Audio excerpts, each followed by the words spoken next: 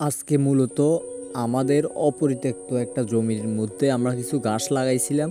ওই গাছগুলো আমরা আজকে কাটতে যাব। হ্যালো এভরিওয়ান, আসসালামু আলাইকুম। আমি জাহিদ হাসান। জাহিদ হাসানের পোষা প্রাণী ইউটিউব চ্যানেল বা অন্যান্য অনলাইন প্ল্যাটফর্ম থেকে যারা আমার নিয়মিত ফার্মিং কন্টেন্টগুলো দেখেন তাদেরকে অভিনন্দন। যেহেতু আমাদের খড় একদম শেষ, এই কারণে আমাদের পার ডে 400 কেজির কাছাকাছি আমাদের ঘাস প্রয়োজন। কারণ আমরা ঘাস ছাড়া এখন বিকল্প আমাদের কিছু নাই। এই কারণে আমরা মূলত সকালে 3 পোজা ঘাস লাগে এবং কি বিকেলে 3 পোজা ঘাস লাগে। মানে মোটামুটি 6 পোজা ঘাসের ওজন মিনিমাম 400 কেজির কাছাকাছি হবে। এবং কি আমরা মূলত ঘাসের পাশাপাশি পানি আর দানাদার এই দুইটা ছাড়া আর মূলত কিছু ইউজ করি না। কারণ আমাদের যেহেতু খড়ের জমি অনেকগুলো আছে, মানে এখন বর্তমানে ধান আছে জমিতে, এগুলো এখনও পাকে নাই।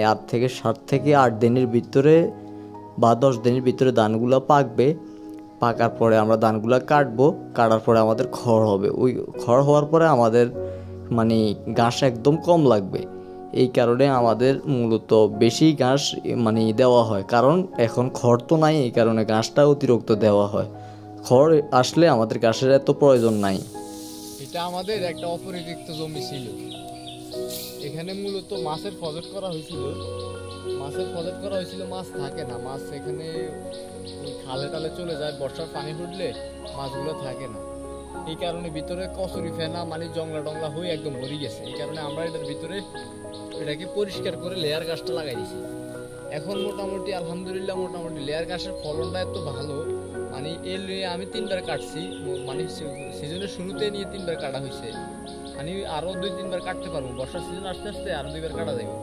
আর আমাদের এদিকে হয় কি, 6 মাস পানির উপরে জমি থাকে, 6 মাস আবার পানির নিচে থাকে।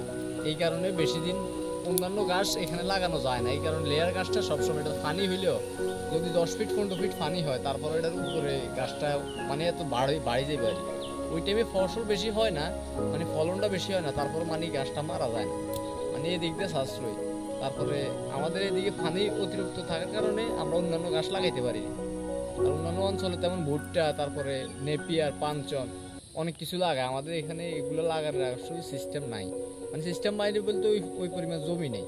আবার উঁচা জমি যেগুলো আছে, এগুলোর মধ্যে আমাদের মধ্যে প্রচুর পরিমাণ সুপারি বাগান আছে। সুপারি বাগান, তারপরে নারকেলের বাগান, মূলত এগুলোই আছে। আর ঘাসের জমি বলতে আছে নিচে জমি।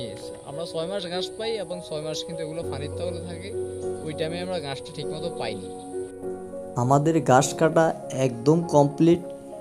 এখন মূলত আমি ফোজাগুলোকে ভাজবো। বাঁধার পরে মানে এগুলা ছোট ছোট করে ভাজবো, বাঁধার পরে নিয়ে যাব। কারণ আমি এখানে একা, মানে ফোজাগুলো উঠে দেওয়ার মতো আমার পাশে কেউ নাই। এই কারণে বেশি বড় বাঁধা যাবে না, কারণ ছোট বাঁধলেও মিনিমাম ফোজার ওজন 70 কেজি হয়। এই কারণে ফোজাগুলোকে বেশি বড় করা যাবে না। এই কারণে আমি ছোট ছোট করে 3টা ফোজা বাঁধবো। বাঁধার পরে এগুলা নিয়ে যাব। মানে ফোজাগুলো এত সিরিয়াস ওজন, মানে যদি ছোটও বাঁধি তারপরেও মিনিমাম 50 থেকে 60 কেজি একটা মিনিমাম ওজন যদি আমি ছোটও বাঁধি। আর যদি অতিরিক্ত বড় করে ফেললে তো আমার মনে হয় অন্তত 2জন লোক লাগবে আমার মনে হয় উঠাই দিতে। মানে উঠাই দিলে নেওয়া সম্ভব হয়। আর যদি উঠে দেওয়ার লোক না থাকে তাহলে বেশি বড় বাঁধা যায় না, কারণ এগুলো সিরিয়াস ওজন। এই কারণে বেশি বড় এগুলা বাঁধলে মানে একা নিতে অসুবিধা হয়। অ্যানিমেলগুলা মূলত ডাকতেছে ওদেরকে খাবার দেওয়ার জন্য।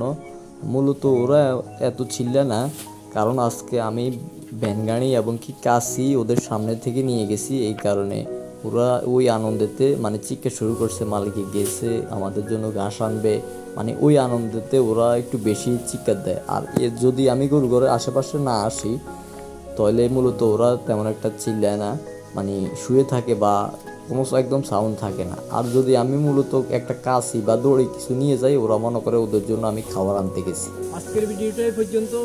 সবাই ভালো থাকবেন, সুস্থ থাকবেন। আবারও নতুন নতুন ফার্মিং কন্টেন্ট পেতে আমাদের পাশে থাকবেন। আসসালামু আলাইকুম রহমতুল্লাহি ওয়া বারাকাতুহু।